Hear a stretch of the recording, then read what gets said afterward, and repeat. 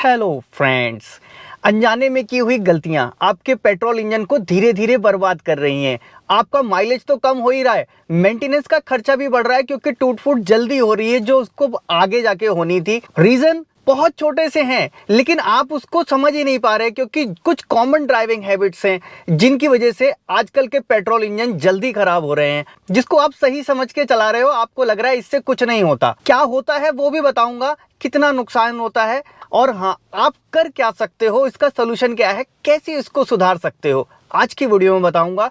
कुछ मेंटेनेंस के पॉइंट हैं जो अक्सर हम लोग इग्नोर कर देते हैं और वो धीरे धीरे आपके पेट्रोल इंजन को दीमक की तरह खाना शुरू कर देते हैं। तो चलो वीडियो स्टार्ट करते हैं, बताता हूं आपको पेट्रोल इंजन किलर्स क्या है। सबसे पहला रीजन देखो, आपकी ड्राइविंग स्टाइल में जब आप गियर शिफ्टिंग करते हो इस पे ध्यान नहीं देते। गियर शिफ्टिंग एक्चुअल आरपीएम पे अगर करोगे तो आपके इंजन की लाइफ अच्छी होगी। आप क्या करते हो, कई बार बहुत ज्यादा रेव कर रहे हो और फिर गियर को शिफ्ट कर रहे हो। कई बार ऐसा होता है कि फोन पे बात कर रहे हो, पता ही नहीं चल रहा है और एक हाई आरपीएम पे आप गाड़ी चला रहे हो। हाई आरपीएम पे इंजन को चलाना आपके इंजन को धीरे धीरे बर्बाद कर रहा होता है क्योंकि इससे आपका इंजन स्ट्रेस में चलता है। आप आरपीएम मीटर में भी देखोगे कि आरपीएम के हाई जाने के बाद वहां रेड मार्क लिख जाता है, लेकिन उस रेड मार्क के ऊपर भी आपको नहीं पहुंचाना। रेड मार्क तो बहुत दूर की बात है, वो तो फिर एक्सट्रीम कंडीशन हो जाती है। उससे पहले के जो आरपीएम है, छोटे गियर में गाड़ी चला रहे हो और आरपीएम आप 2000-3000 लेके चल रहे हो, आपके इंजन की लाइफ कम हो रही है। साथ में इंजन ऑयल की क्वालिटी को भी जल्दी खराब करता है। अब इसके अपोजिट कुछ लोग सोचेंगे कि यार लो आरपीएम पे मैं गाड़ी चलाता हूं तो मैं बहुत सही हूं। थोड़ा सा इंतजार कीजिए, आप भी गलत हैं। देखो, एक्सट्रीमली लो आरपीएम पे जब आप गाड़ी चलाते हो, कुछ लोग की हैबिट होती है कि उन्हें लगता है कि यार मुझे पता है जितना ज्यादा इंजन घूम रहा है, इतना ज्यादा पेट्रोल जा रहा है, तो मैं जितने लो आरपीएम पे गाड़ी चलाऊंगा उतनी माइलेज ज्यादा देगी। ये मिथ है, ऐसा नहीं है। जब आप लो आरपीएम पे गाड़ी चलाते हो, इंजेक्टर फ्यूल की क्वांटिटी बढ़ा देता है, यानी एक फायर किया उसने, उसी में ज्यादा फ्यूल दे दिया। अब ज्यादा फ्यूल क्यों दिया? क्योंकि इंजन के ऊपर लोड ज्यादा डाला गया है। इंजन कह रहा है भाई मैं बहुत स्ट्रेस में हूं, मुझे ज्यादा खाने की जरूरत है। अब उस ज्यादा पेट्रोल से कंबशन होगा, हैवी कंबशन होगा और उसमें लोड ज्यादा पड़ेगा, यानी कि आप इंजन की कैपेसिटी से भी ज्यादा उस पर लोड डाल रहे हो। एग्जांपल के लिए आप फोर्थ गियर में चल रहे हो और स्पीड आपकी है 30 के आसपास, इंजन उठा लेता है 25 पे भी इंजन उठा लेता है। पेट्रोल इंजन उठा लेते हैं आजकल के, तो वैसे उठा लेते हैं, लेकिन उस कंडीशन में आपके इंजन की लाइफ कम हो रही होती है। गियर शिफ्टिंग प्रॉपर की जाए, जब जो गियर की जरूरत है तभी वो गियर डाला जाए। बिना जरूरत इंजन को बहुत ज्यादा रेव नहीं करना है और बिना जरूरत लो आरपीएम पे इंजन को ज्यादा स्ट्रेस नहीं देना है। उस कंडीशन में आपका इंजन परफेक्ट काम करेगा। और गियर शिफ्टिंग का तरीका सही नहीं है तो आपका गियर बॉक्स भी खराब हो जाएगा। उसके ऊपर मैं पहले ही वीडियो बना चुका हूं, चाहो तो एक बार वो वीडियो जाके देख लेना, कैसे स्मूथली गियर शिफ्ट किए जाते हैं जिससे आपकी गियर बॉक्स की लाइफ बढ़ जाती है। अगले पॉइंट पे आते हैं। अब एक और गलत आदत, गाड़ी सुबह स्टार्ट की, कोल्ड स्टार्ट हुई और गाड़ी को बाहर निकाला और अपनी ड्राइविंग हैबिट जो आपकी है शू शां वाली, गाड़ी को दबाना शुरू कर दिया।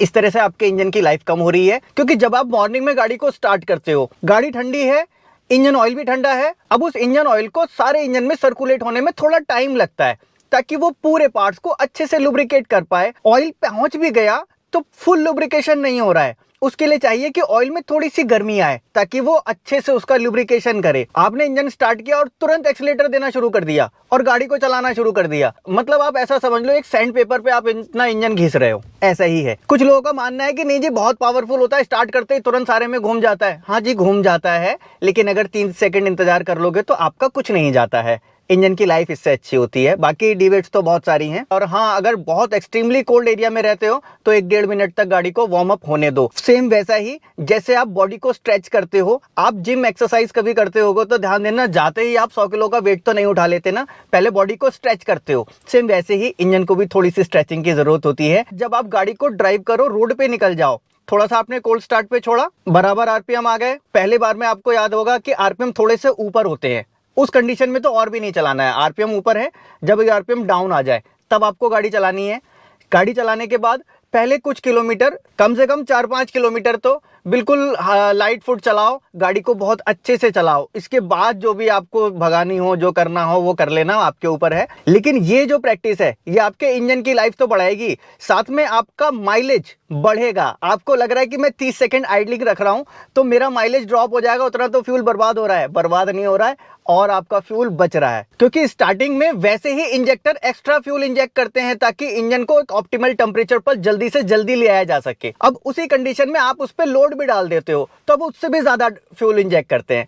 समझ रहे हो, लॉजिक है हर एक पॉइंट के पीछे। अब आते हैं दूसरी गलत आदत की तरफ। अब ये आदत आती है आपके एक्सपीरियंस से।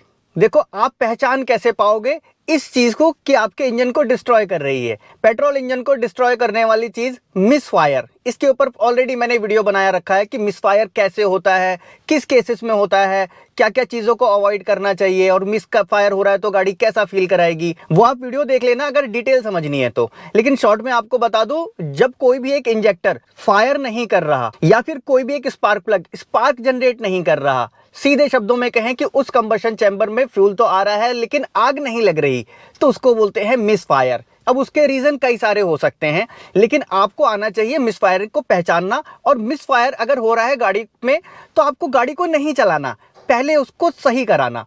मिसफायर होने की वजह से जो पेट्रोल आपकी गाड़ी में अनबर्न रह जाता है वो वैसे ही निकल जाता है, कैटकॉन तक पहुंचता है, और कई बार वो कैटकॉन में जाके ब्लास्ट करता है, वहां जाके जलता है, जिसकी वजह से आपका कैटालिटिक कन्वर्टर तो खराब हो ही सकता है, और इन नॉकिंग की वजह से आपके इंजन में ज्यादा प्रॉब्लम आती है।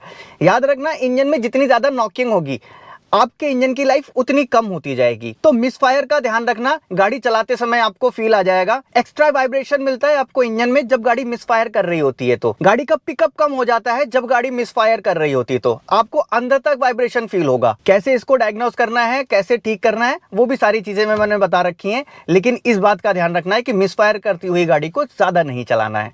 हाँ, इतना भी नहीं है कि बिल्कुल हिला नहीं सकते, वर्कशॉप तक ले जाना है, दिखाना है, वो आप करवाओ, लेकिन उस पर ही चलने मत दो। लेकिन हाँ, अगर वीडियो अच्छी लग रही होगी तो वीडियो को लाइक के साथ साथ सब्सक्राइब भी जरूर करना, क्योंकि इसी तरह के यूजफुल वीडियोस मैं आपके लिए बनाता हूं जो आपको शायद कहीं नहीं मिलती। इसके अलावा आपके इंजन के लिए खतरनाक शॉर्ट ट्रिप्स भी होती हैं। इंजन को बार बार ऑफ और ऑन करना, तुरंत ऑफ किया, तुरंत ऑन किया, फिर ऑफ किया, फिर ऑन किया।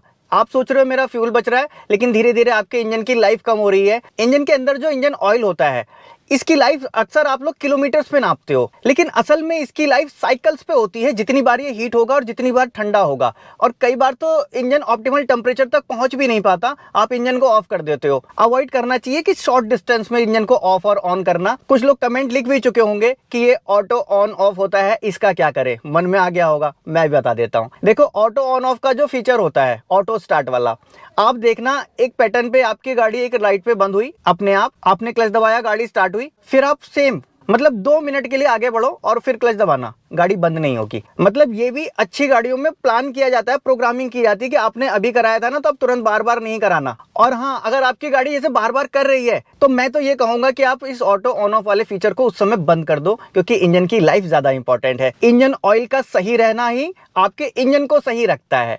अब इसके बाद देखो, मेंटेनेंस वाली कुछ चीजें भी बता देता हूं जो आपको ध्यान में रखनी चाहिए। सबसे पहले important point, engine oil. Engine oil का इंटरवल कभी भी बढ़ाना नहीं, घटा लेना आपके लिए अच्छा है। 10,000 किलोमीटर, टाटा वाले 15,000 किलोमीटर कहते हैं, 15,000 किलोमीटर के चक्कर में मत पड़ना भाई साहब। उनकी अपनी मार्केटिंग की स्ट्रेटेजी है, दूसरे वाले से ज्यादा ऊपर अपना इंटरवल दिखाना है, अपना मेंटेनेंस दूसरे से कम दिखाना है। हर किसी का ये कॉम्पिटिशन है, ये मार्केटिंग के फंडे हैं, आते जाते रहेंगे। इनकी स्ट्रेटेजी से आपको कुछ लेना देना नहीं होना चाहिए। आप 10,000 पे ही ऑयल चेंज कराओ। मैं अपनी हर गाड़ी का ऑयल चेंज टाइम से बहुत पहले करा लेता हूं। किया कैरेन जब खरीदी थी तो याद है, गाड़ी खरीदते ही शोरूम से पहले इंजन ऑयल निकलवा दिया था, कि मुझे मालूम है कि क्या चीजें सही हैं, क्या चीजें नहीं सही हैं, और मेरी जेब पे वो फर्क नहीं पड़ता कि यार मैं ऑयल चेंज में इतना पैसा लगा दूंगा तो मेरा नुकसान जा रहा है। मुझसे कहीं ज्यादा पैसा मैं इंजन की लाइफ में बढ़ा लेता हूं। मेरी जो भी गाड़ी मेरे पास रहती है, किलोमीटर कितने भी चल जाए, इंजन की कंडीशन A1 रहती है। पिछली ब्रेजा वाली सर्विस की वीडियो आपने देखी होगी, सर्विस सेंटर वाले भी हैरान रहते कि भाई साहब गाड़ी चलाते कैसे हो। Engine A1 condition, suspension A1 condition, brake 50,000 kilometre में 10-15% घिस रहे हैं। तो ये सारी चीजें ड्राइविंग की हैं। आप भी इस तरह से अपनी गाड़ी की लाइफ बढ़ा सकते हो। और जाते जाते लास्ट में एक बोनस पॉइंट देखो, कई बार गाड़ी में चेक इंजन लाइट्स आती हैं। चेक इंजन लाइट को कभी इग्नोर नहीं करना, टाइम से पहले उसको OBD से स्कैन करवा लेना। और अब तो आने वाले जितने भी पेट्रोल इंजन है वो डीजल के बराबर ही मेंटेनेंस मांग रहे हैं, डीजल के बराबर ही खर्चा मांग रहे हैं। अब उनमें भी टर्बो चार्जर, EGR, ये सारी चीजें आ गई हैं। टर्बो चार्जर और EGR के लिए सारी चीजें मैंने पिछले वीडियो में बताई थी, जिसमें डीजल इंजन की बात की थी। वो वीडियो जाके देख लेना, आपको वहां भी बहुत सारी नॉलेज मिल जाएगी। फिलहाल आज की इस वीडियो में इतना ही था। वीडियो अगर अच्छी लगी तो लाइक जरूर करना, और प्लीज चैनल को सब्सक्राइब तो कर लेना। मिलूंगा नेक्स्ट वीडियो में ऐसे किसी इंटरेस्टिंग टॉपिक के साथ। Thanks for watching.